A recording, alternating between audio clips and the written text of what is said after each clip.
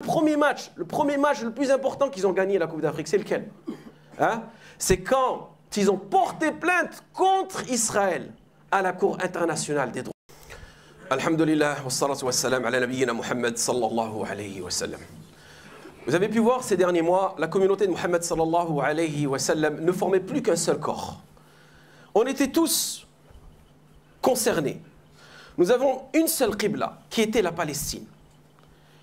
Et on était tous dévoués à vouloir tout simplement défendre la Palestine. Et on a pu voir ça sur les réseaux sociaux. Comment, je parle du peuple musulman. Et tous nos différends que nous avions, toutes ces différences, on les avait laissées de côté dans un seul but. Tout simplement de défendre la Palestine. Donc on a ressenti cette unification.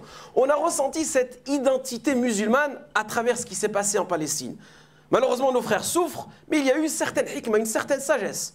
Des personnes qui ont pu voir vraiment l'implémentation du tawhid à travers les souffrances de nos frères palestiniens. Énormément de personnes se sont intéressées à l'islam. Des non-musulmans sont devenus musulmans car ils ont vu ce peuple palestinien, comment est-ce qu'il patientait face aux souffrances. Mais récemment, les musulmans ont plus ou moins changé de qibla. Ils ont trouvé une nouvelle qibla qui est tout simplement les divertissements. Et de manière plus précise, les divertissements sportifs. Des musulmans, ils étaient unis, tout à coup, ils se sont désunis. Et tout simplement, la jahiliya est revenue. Cette période anti-islamique, elle est revenue au fond d'eux. Et c'est pour vous dire, Allah yabarak fikoum, qu'en réalité, on est encore une umma émotionnelle. C'est-à-dire, on vit à travers certains événements, on a un peu cette hamiyya, et après on la délaisse. Et on revient à ce qu'on était. Donc, le naturel, il revient petit à petit. Il revient au fond de nous. Et quel est ce naturel, Allah yabarak fikoum? La haine, l'animosité, la médisance, la méchanceté. Envers qui? Envers ton frère, envers ton peuple voisin, envers ton frère musulman. Et ça, vous avez pu le remarquer sur les réseaux sociaux, comment les gens se déchirent. Jusqu'à certains musulmans fêtent la défaite de certains d'autres musulmans. Pour vous dire qu'en réalité, nos cœurs, ils ne sont pas encore purifiés, Allah yabarak fikoum. Et moi, je voulais appuyer sur quelque chose qui est très très important, Allah yabarak fikoum. C'est qu'aujourd'hui, comment est-ce qu'on donne tellement d'importance à ces événements sportifs et qu'on délaisse l'importance de notre religion. Et je souhaiterais juste que vous méditez sur ceci. Imaginez-vous tous ces efforts qui sont déployés juste pour une Coupe d'Afrique ou une Coupe d'Asie ou une Champions League, peu importe cet événement sportif, si tous ces efforts-là, ils étaient déployés pour libérer la Palestine, est-ce que vous penserez que la Palestine resterait ne serait-ce qu'une minute sous l'occupation sioniste? Même pas une seule seconde. Pourquoi? Parce que regardez cet amour qu'on a aujourd'hui pour ce sport. Hein? Il a dépassé l'amour pour nos frères musulmans. Et on peut le voir. Des bus, des cars, des avions se sont mobilisés pour pouvoir assister à cet événement. Des gens ont dépensé des milliards et des milliards d'euros pour que cet événement ait lieu. Alors que si on pouvait mettre cette passion, ces amours-là, juste pour la cause palestinienne, en aucun cas la Palestine souffrirait encore. Au moment où je vous parle, vous avez des personnes, elles sont blessées. Je ne parle même pas des morts. Elles sont blessées. Il n'y a personne pour les soigner. Et nous, hein, sans aucune pudeur, on est là, hein, en train de se tirer dessus, en train de se moquer l'un les autres, en train de se mépriser, en train de se dénigrer. Alors que le messager, sallallahu alayhi wa sallam, il te dit, hein, le musulman est le frère du musulman, le muslim, akhul muslim. La yadlimuhu wa la yakhdulu wa la yahqiru. Tu ne dois ni mépriser ton frère, ni l'opprimer, ni te moquer de lui. Elle est où la ukhuwa? Donc qu'est-ce qu'on comprend là, Ibarak Fikoum, que parfois on est juste dans le paraître.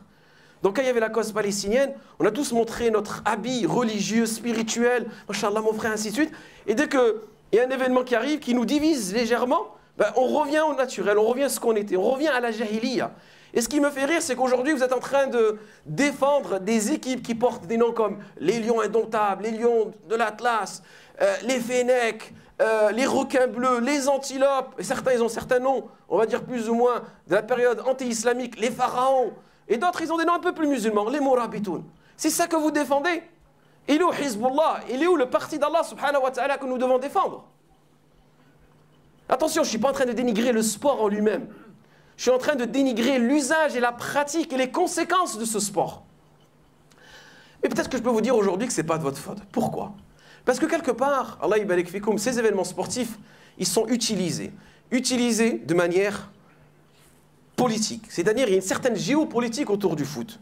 Que vous avez aujourd'hui les politiciens, les dirigeants qui vont utiliser ces sports-là dans le but tout simplement de vous dévoyer des réalités dans lesquelles vous vivez. Et ça, on l'a vu. On espérait que tel pays devienne champion du monde. Vous avez un pays qui est devenu champion du monde. Il fait partie des pays les plus pauvres. Est-ce que cela a changé quelque chose dans sa vie? Rien du tout. Mais en vérité, c'est tout simplement pour vous dépréoccuper de ce qui est essentiel pour vous. Et si on remonte à quelques siècles en arrière, l'Empire romain, qu'est-ce qu'il disait? Du pain, des jeux, et les gens seront heureux. Donc qu'est-ce qu'on faisait à cette époque-là? On mettait un amphithéâtre, on donnait du pain aux gens. Mais à l'époque, au moins, le pain, il était biologique, il était bon. Aujourd'hui, on vous donne du pain industriel. On donnait du pain aux gens, on mettait un amphithéâtre, on mettait 2-3 gladiateurs, on mettait un lion, et les gens se battaient, les gens regardaient cela. Et ils applaudissaient. Et derrière, les Romains, ils pouvaient faire ce qu'ils voulaient. Ça y est, ils avaient dominé la population. Vous savez, ils avaient abruti la population. Ils les avaient infantilisés. On est devenus des enfants en train de regarder le cirque. Mais aujourd'hui, c'est pareil lorsque vous regardez ces événements sportifs. Vous êtes comme des enfants devant un cirque. Et on vous a manipulé. Et à ce moment-là, les Romains, ils pouvaient faire passer les lois qu'ils voulaient. Donc, méfiez-vous. Après ces événements sportifs, on va avoir peut-être une loi encore contre l'islam, une loi contre l'immigration, une loi pour favoriser l'exclusion sociale. On ne sait pas ce qui va arriver. Mais c'est comme ça qu'ils utilisaient les événements sportifs. Et ça, malheureusement aujourd'hui, c'est même utilisé par les pays musulmans. Et ça nous rappelle le hadith du messager sallallahu alayhi wa sallam qu'en réalité, on les prendra toujours pour des modèles. Même s'ils sont amenés à rentrer, dans un trou au milieu du désert, on les suivra dans ce trou-là. Et je pense qu'aujourd'hui, on est en plein dedans. Juhra Dubbin, le trou du lézard. Donc, Allah yabarik fikoum, il faut faire attention à cela. Je ne suis pas en train de vous interdire le sport. Ah, ça y est, le haram sport. Non, je dis un éveil musulman. Fais attention. Quand tu donnes 4-5 heures par jour à savoir quelle équipe a gagné, quelle équipe a perdu, tu mets tes enfants et tu appelles tout le monde et tu mobilises tout le monde, alors qu'en réalité, ce temps-là, tu seras jugé auprès d'Allah subhanahu wa ta'ala. Ce temps-là, tu aurais pu le mettre dans la ibada. Et plus catastrophique que ça, aujourd'hui, nos enfants, à l'époque, avant même que les enfants puissent rentrer à l'école publique, je vous parle il y a 40-50 ans en arrière, dans les pays musulmans, l'enfant, il allait au Kuttab, l'enfant, il allait à al-Masjid. Il apprenait la parole d'Allah subhanahu wa ta'ala. Une fois qu'il avait appris une certaine portion de la parole d'Allah subhanahu wa ta'ala, il apprenait les autres sciences, les sciences mondaines. Aujourd'hui, vous avez des parents, c'est même plus des parents, c'est les mamans qui emmènent leurs enfants, 4-5 ans, elles vont en faire un footballeur. Pourquoi? Parce qu'aujourd'hui, l'enfant, il veut être soit footballeur, soit youtubeur, et maintenant la nouvelle tendance, il va être combattant de MMA. Voilà. Est-ce que vous pensez que ces gens-là, c'est eux qui provoqueront, c'est eux qui faciliteront le retour de la Palestine? Vous pensez que les sahaba, les compagnons radiyallahu anhum, ils passaient leur temps à se divertir? Il y avait déjà à leur époque, mais pas les mêmes jeux que nous avons aujourd'hui. Est-ce que vous pensez que toutes les conquêtes que les sahaba ont effectuées, s'ils passaient leur temps à suivre ces divertissements, vous pensez qu'ils auraient pu les faire? Vous pensez qu'aujourd'hui l'Afrique, elle serait devenue musulmane? Est-ce que vous pensez qu'aujourd'hui l'Asie, elle serait devenue musulmane? En aucun cas. Donc nous, on est toujours là en train de chercher la responsabilité ailleurs, mais la responsabilité, elle est au fond de nous. Et même pour vous dire, il va y avoir un événement ici en France dans quelques mois. 2 musulmans qui vont se rencontrer, non pas dans un amphithéâtre, mais dans une arène, entre guillemets, dans une cage. Est-ce que vous savez que 20 000 billets ont été vendus en moins d'1 heure pour aller regarder 2 musulmans en train de se taper dessus, en train de se moquer, tout le trash talk qui se fait en avant? La calomnie, la médisance. Il faut que je méprise mon frère. Il faut que je décèle ses défauts devant toute la communauté pour faire augmenter l'audience. Il faut que je me moque de lui. Il faut que je rentre dans sa vie personnelle et que je la mette en avant pour plus vendre. Et quand vous regardez dans cette liste, est-ce que vous pensez qu'il n'y a que des JP, des Romains, des Antoine qui ont acheté ces billets-là? C'est des Abdullah, excuse-moi, des Abdel, des Momo, des Mohamed. C'est eux qui ont tout simplement favorisé ce business-là, ces événements sportifs-là. Ils vont aller regarder quoi? 2 musulmans en train de se taper dessus. Ils vont applaudir. Et quand vous allez sur les réseaux sociaux, vous verrez même des personnes qui sont plus ou moins, on va dire, des représentants religieux qui ont mis des likes à ces commentaires-là. Et maintenant, il y a 2 groupes qui se créent. Un qui est avec l'autre et un qui est contre l'autre. Les 2, c'est des musulmans. Et 2 musulmans. Et à votre avis, est-ce que cet événement-là, il va être interdit par les autorités? Est-ce qu'ils vont avoir peut-être un arrêté? Ah, cela mène au désordre public, une atteinte au désordre public. Cet événement-là ne pourra pas avoir lieu. Non. Pourquoi? Parce que tout simplement, hein, ça va dans le sens de leurs idées. Hein? Ces jeunes-là, hein, ils vont perdre leur temps, ils vont suivre ça sur les réseaux sociaux, au lieu d'apprendre le Coran et la Sunna et assister à des doros, ils vont mettre toute leur énergie, hein, pour pouvoir assister à cet événement-là. Admettons que demain, on invite deux prédicateurs qui vont parler de choses nobles, de la famille, de comment se comporter. Hein? Et on voit que 20 000 personnes se sont inscrites pour cet événement-là. Systématiquement, cet événement-là, il va, hein, être une atteinte à l'ordre public. Donc, hein, cet événement-là, khalas, cancel, annulé. Donc regardez, c'est là où je veux que le musulman il se réveille. C'est là où je veux que le musulman il comprenne dans quoi il est aujourd'hui. On est plus ou moins manipulé, on est abruti, on est infantilisé. Et nous, on suit. Pourquoi? Parce qu'ils arrivent tout simplement à vous tirer à travers vos émotions. Et le pire de tout cela, c'est que ces combattants qui se rejoignent dans une cage, avant cela, ils ont un discours islamique. Ils ont un discours religieux. L'un d'entre eux, il va te dire, regarde comment j'apprends le Coran. Les gens, ah, mashallah, mashallah, tabarakallah, regarde comment j'apprends le Coran. Et cette même personne-là, elle va te dire, moi, je défends la cause des femmes. Mashallah, c'est très noble. Je suis contre les violences conjugales. Mashallah, c'est très noble. Il est où ton soutien pour la Palestine? Il est où ton soutien contre les crimes, c'est pas même pas de violence, contre les crimes que vivent les Palestiniens? Et c'est là, barakallahu fikoum, que si tu parles d'islam, si tu parles de religion, ya ayyuhalladhina amanu dkhulu fi silmi kaffa wa la tattabi'u khutuwati shaytan. C'est-à-dire que si tu rentres dans la religion, si tu parles d'islam, si tu deviens plus ou moins une figure entre guillemets islamique, c'est de manière globale. Et c'est pas de manière sélective. Parce que le fait de rentrer de manière sélective, ça peut tromper certains musulmans. Donc moi j'aimerais que ces gens-là, on demande qu'Allah subhanahu wa ta'ala les guide vers le chemin droit, qu'Allah subhanahu wa ta'ala leur facilite la tawbah vers Allah subhanahu wa ta'ala. Parce que ça reste nos frères musulmans, on les aime. Mais le problème, c'est le fait d'exposer leur islamité, ça peut être problématique pour nous aujourd'hui. Nous qui avons des enfants, nous qui avons aujourd'hui des jeunes qui sont tout simplement éblouis par le succès de ces gens-là, que, barakallahu fikoum, ne parlez pas d'islam. Vous êtes compétent dans un certain domaine, d'accord, mais ne parle pas d'islam. Parce que tu vas tout simplement tromper énormément de jeunes musulmans. Et ils vont croire que c'est halal. Et aujourd'hui, vous savez, les musulmans, ils n'ont pas de repères. C'est fini l'époque où ils viennent voir les savants, ils viennent voir les mashayikh, ils ont un mourabbi ou que ses parents soient derrière eux. Aujourd'hui, qu'est-ce qui éduque les jeunes? C'est les réseaux sociaux. Et aujourd'hui, on a vu, ces dernières années, énormément de personnes rentrent dans l'islam à travers les réseaux sociaux. Ils voient un rappel sur la mort, un rappel sur la tombe, un rappel sur les jours derniers, sur l'avènement de l'heure, et ils deviennent musulmans. Mashallah, alhamdoulilah, c'est positif.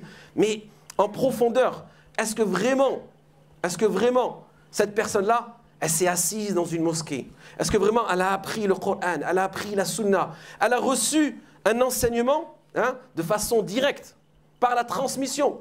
Notre religion, c'est une religion par la transmission. Ce que je vous transmets, modeste discours que je vous transmets aujourd'hui, c'est ce que mes savants me l'ont transmis, mes savants leur ont transmis, et ainsi de suite. C'est comme ça la religion d'Allah subhanahu wa ta'ala. Donc faites attention à cela, Allah yibarik fikoum. Et faites aussi à votre temps, où est-ce que vous allez le mettre? Allah subhanahu wa ta'ala dit wal asr, Allah jure par al-asr, pour nous dire que nous sommes tous perdus, sauf les personnes qui vont consacrer du temps à Allah subhanahu wa ta'ala. Et barakallahu fikoum, sachez qu'aujourd'hui, si vous voulez vraiment que la Palestine elle revienne aux mains des musulmans, c'est de notre responsabilité. Parce qu'aujourd'hui, on va plus ou moins dire c'est la faute des dirigeants, c'est la faute des dirigeants. Oui, c'est la faute des dirigeants. Mais Allah subhanahu wa ta'ala nous dit dans le Coran وَكَذَلِكَ نُوَلِّ بَعْضَ الظَّالِمِينَ بَعْضًا.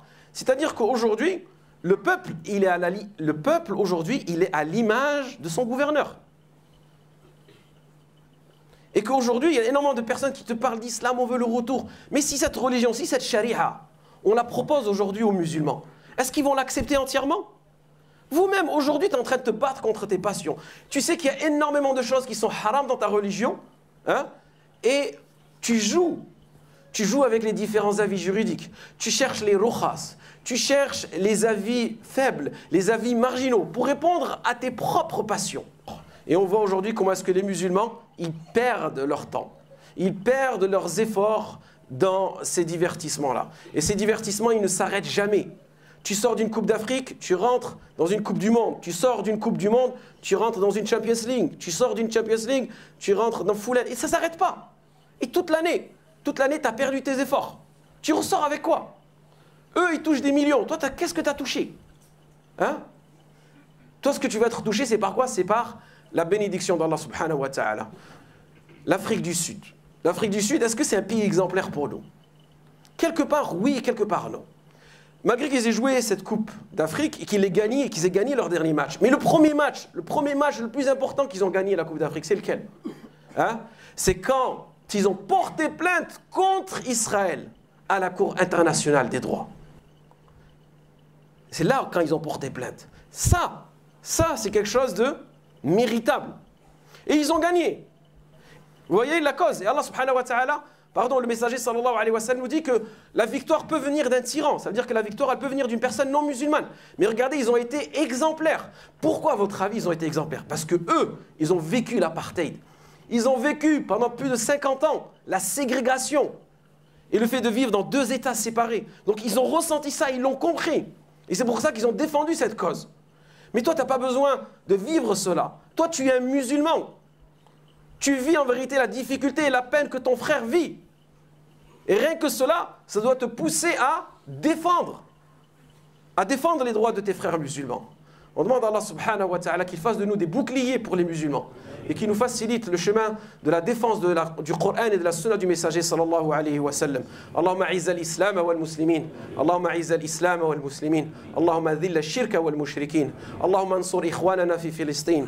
Allahumma ayyidhum. Allahumma ayyidhum. Allahumma kun lahum waliyan wa nasira.